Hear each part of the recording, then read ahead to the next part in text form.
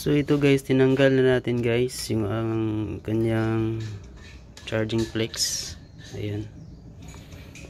So meron nang gumawa nito guys, kaya lang hindi maganda yung pagkagawa, kaya ulitin natin to. Ayan, tinanggal natin sa kanyang board. So ito guys, tingnan natin guys kung makaya natin tong i-repair. Dahil kung hindi na kaya guys, ganun pa rin, palitan natin ng bagong charging flex itong ating ginagawang Oppo F5 na cellphone.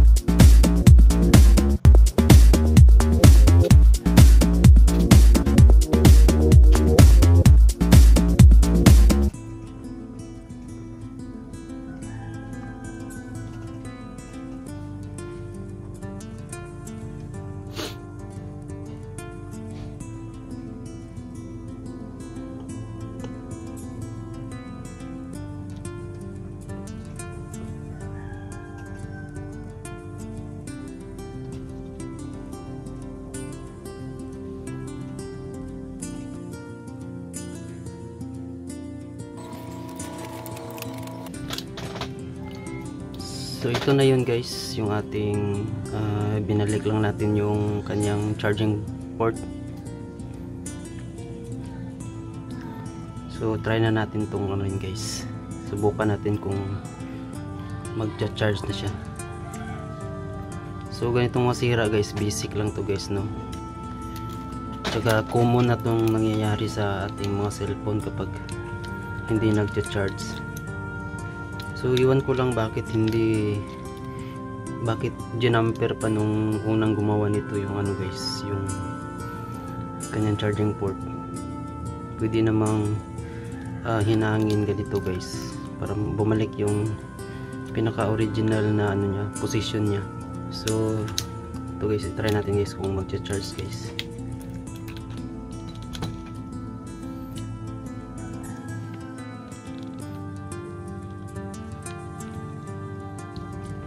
So yun, so okay na to guys. Yan guys, oh yan, nag-charge na siya. So hindi na tayo magpapalit ng charging flex.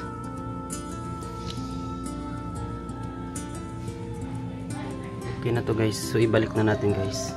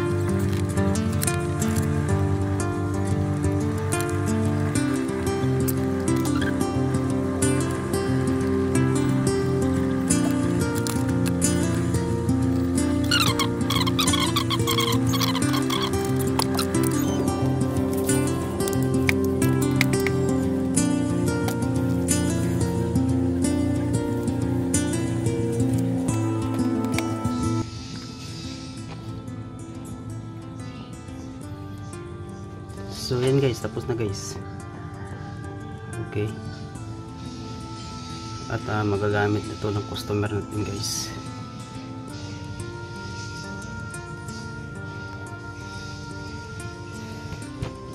Yung